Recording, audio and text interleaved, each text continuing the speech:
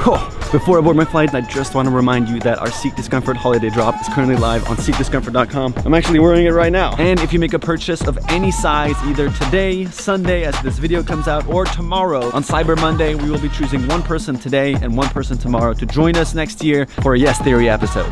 So go on seekdiscomfort.com right now and join the Seeker family. And now, time to board the flight.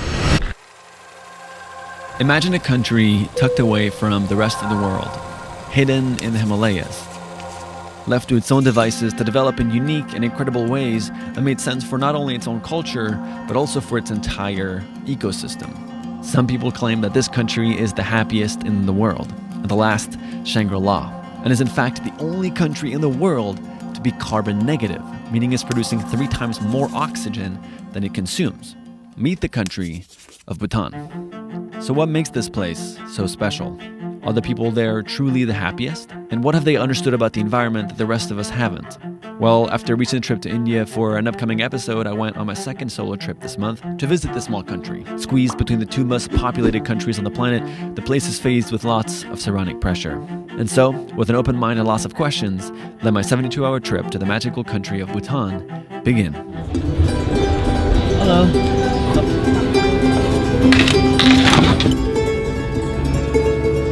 That's Mount Everest right there. Mount Buffalo and 8,450 feet.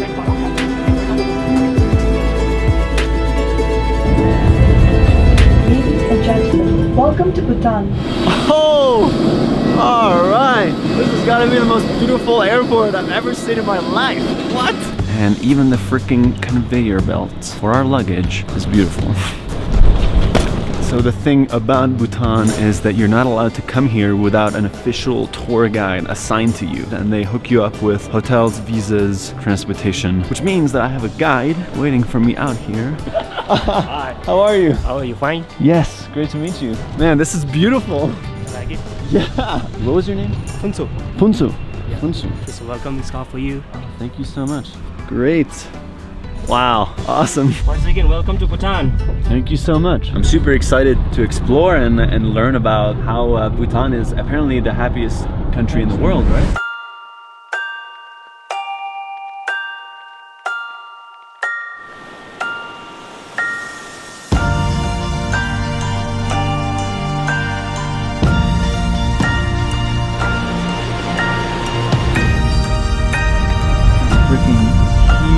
The main goal for today is to turn LP into the first Bhutanese vlogger. Here you go.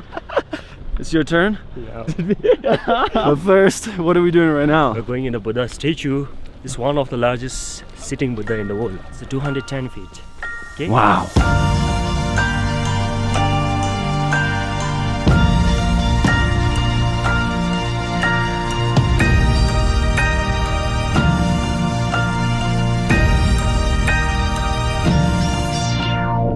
After exploring a few more iconic places in Bhutan, I felt amazed by the scenery. Yet I still had so many unanswered questions. Why do some call this place the happiest country?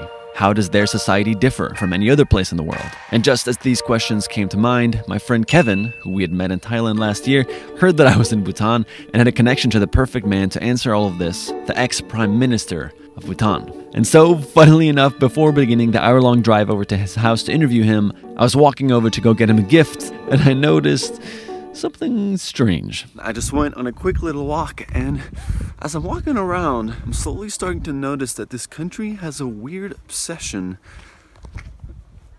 with penises.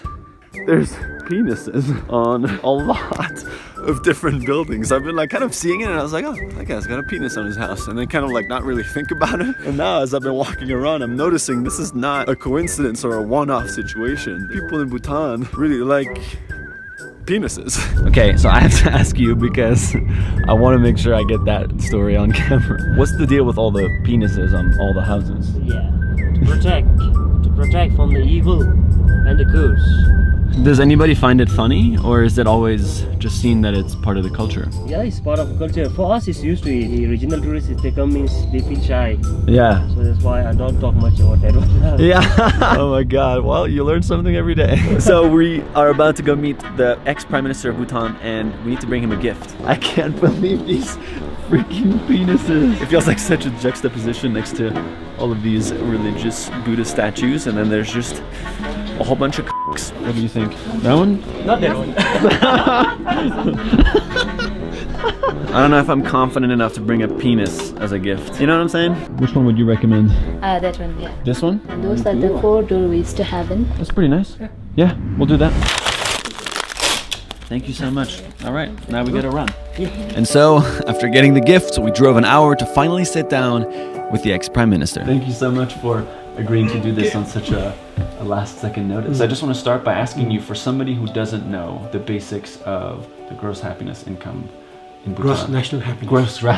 Gross national happiness. You really don't know. Yeah, I know. I really don't know. But gross national happiness is basically a development philosophy that acknowledges that economic growth is important. Okay.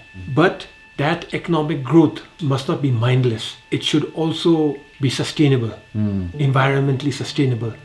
And it also should be equally spread throughout society. Until recently, Bhutan was the only country in the world that's carbon neutral. Okay. And now Suriname is also carbon neutral. So they're 2 countries. But I mean, we have 195 countries in the world today. And to have 2 countries, and that to 2 small countries, just 2 countries that are carbon neutral is not acceptable. Yeah, no. In Bhutan, we sequester about 3 times more carbon dioxide than we emit as a nation.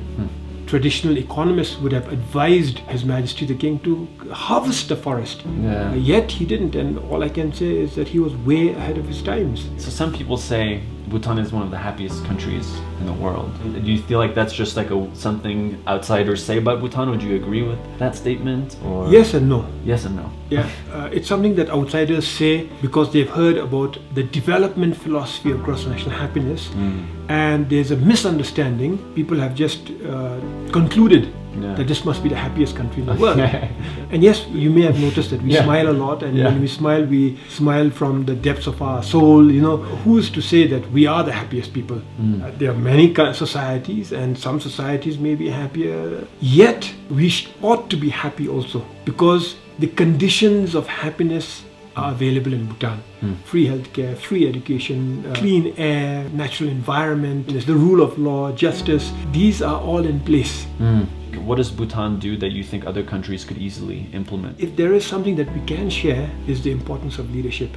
The world knows the importance of leadership, absolutely no doubt. But we have enjoyed the blessings of enlightened leaders, whether it is our monasteries or whether it's our wildlife, whether it is our tall mountains that are still unclimbed. Yeah, all of them ultimately is because of enlightened leadership.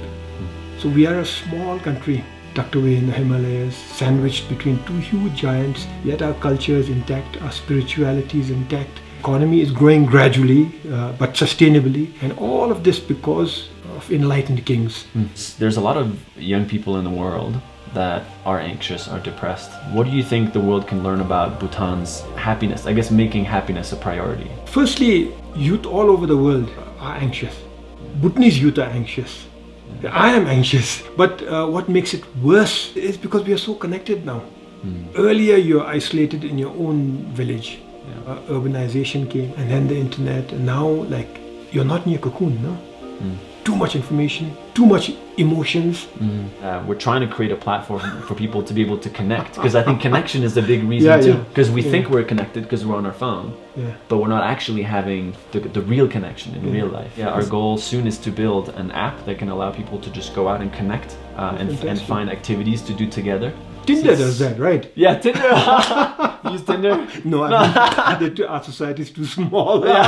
You'd know every swipe. Well, anyways, thank you so much for taking the time. I really appreciate it. I think the world will learn a lot from your wisdom, and I'm so grateful to have had time in Bhutan. I'm so grateful that your wisdom, Thomas. Thank you very much. Thank you. And a big hi from Bhutan to all your followers.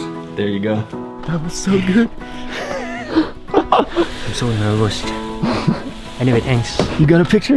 Yeah. Thank you very much. Of course. Thank you. Look at me. Look at my face. I'm over blushed. Man, he was such a kind and wise and generous human being. I'm blown away.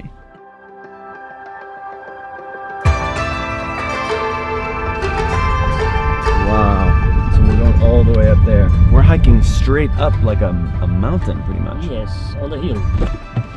Okay, we are beginning the hike to Tiger's Nest, which is apparently one of the most holy places in all of Bhutan, but also apparently in all of Buddhism. The second Buddha, who's the one that popularized and spread Buddhism all over Asia, spent 3 years, 3 months, and 3 days meditating in the cave that's built right next to the temple.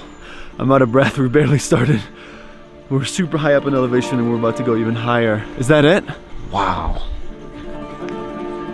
We're climbing what? 3,100 meters. Wow. Hi, buddy.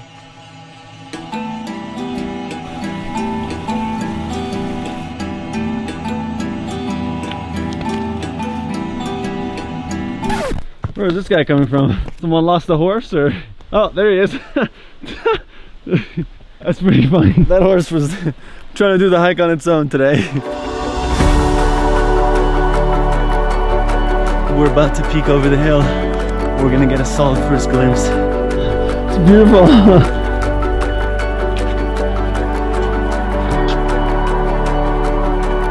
Apparently in Buddhism culture, when you go hiking, you wash away your sins. Good for the health, good for the body, good for the soul. Ah, we're getting so close. Look at this thing. There's just something in the air. It's like very hard to describe, but all of a sudden my heart just dropped.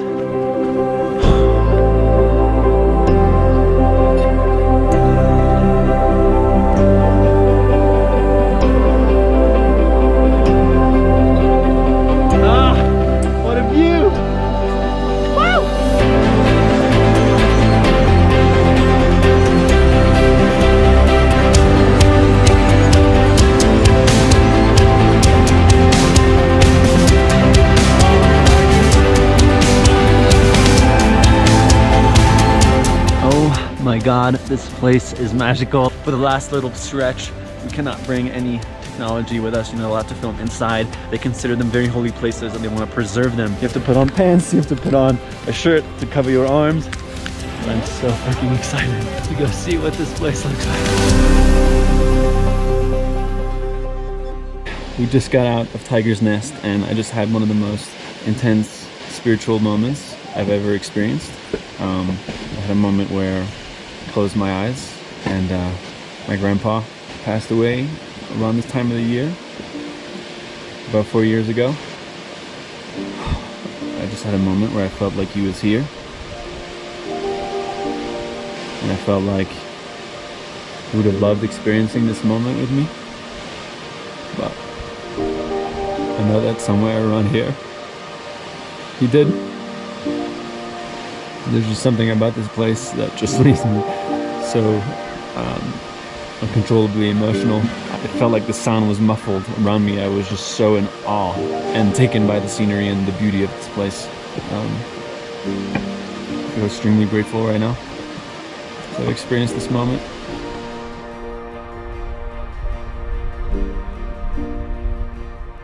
After spending 3 days in Bhutan, I was blown away by what I had learned. But I also think it's safe to say that I only scratched the surface of understanding how this country truly operates. There's a surprising combination of cultural, political, and ecological factors that allows Bhutan to exist the way it does. Are people there truly the happiest? Well, I'm not sure, but what has given them that reputation in the past is this dedication to value the population's and the environment's overall well-being over blindly chasing financial gain. And that's the main learning lesson that I took away from this trip. That Bhutan's harmonious strategy between business and nature and unwillingness to compromise the health of its environment is what's allowed them to flourish the way they have. And so, as we think of our nature moving forward, maybe we should all keep a little bit of Bhutan in our hearts. We'll see you next week. I just want to end this video by giving a shout out to our friends in Beautiful Destinations who provided us with some of the drone footage and B-roll for this video. Click on the video right here to check out what they made in Bhutan. It's absolutely incredible and 100% worth watching.